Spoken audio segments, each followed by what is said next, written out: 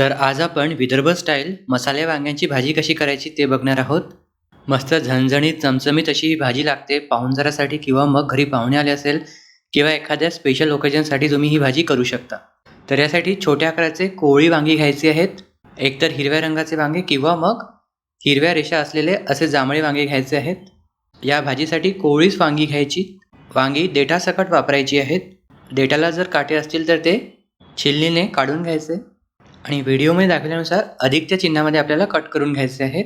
कीड असेल तर ती चेक करून घ्यायची आणि मग पाण्यामध्ये धुवून घ्यायचे. तर यासाठी काळं वाटण तयार करायचं आहे. लोखंडाचा तवा असेल तर तवा घेऊ शकता किंवा मग कढईमध्ये सुद्धा करू शकता. तर एक मोठा चमचा तेल गरम करून एक मोठा उभा चिरलेला कांदा गोल्डन ब्राऊन होतपर्यंत परतून घ्यायचा आहे. कांद्याला सोनेरी रंग आला की एक छोटी वाटी सुकं खोबरं घालायचं आहे. हे सुद्धा छान काळपट होतपर्यंत लो फ्लेमवर परतून घ्यायचं.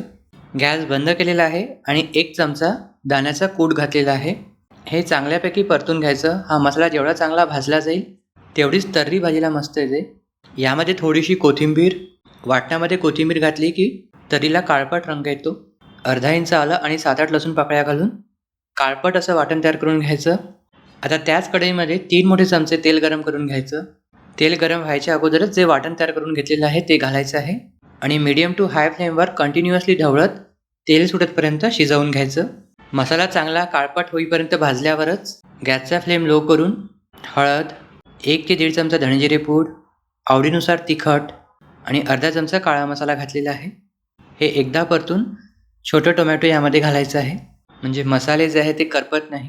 मिक्सरच्याच भांड्यामध्ये थोडंसं पाणी घेऊन यामध्ये घातलेलं आहे आणि जी तयार वांगी आहेत ते सुद्धा घालायचे आहेत. थोडा वेळ परतून घ्यायचे आणि आणखीन थोडंसं पाणी घालायचं आहे. वरून चवीनुसार मीठ आणि झाकण ठेवून गॅसचा फ्लेम लो करून या थोड्याशा पाण्यात आणि तेलातच वांगी आपल्याला 80% शिजवून घ्यायचे आहेत. वांगी मस्तपैकी शिजलेली आहेत. मसालासुद्धा मस्त शिजलेला आहे. तर्री मस्त सुटलेली आहे. 80% भाजी शिजल्यावरच यामध्ये आवश्यकतेनुसार गरम पाणी घालायचं आहे. रस्सा मीडियम पातळ ठेवायचा आणि पुन्हा गॅसचा फ्लेम लो करून झाकण ठेवून वांगी पूर्णपणे शिजतपर्यंत शिजवून घ्यायची. तर वांगी पूर्णपणे शिजलेली आहे, तुम्ही चेक करू शकता.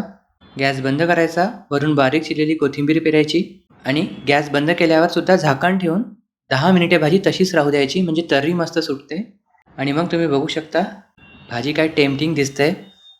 ही भाजी तुम्ही भाकरीबरोबर, पोळ्यांबरोबर कशीही खाऊ शकता.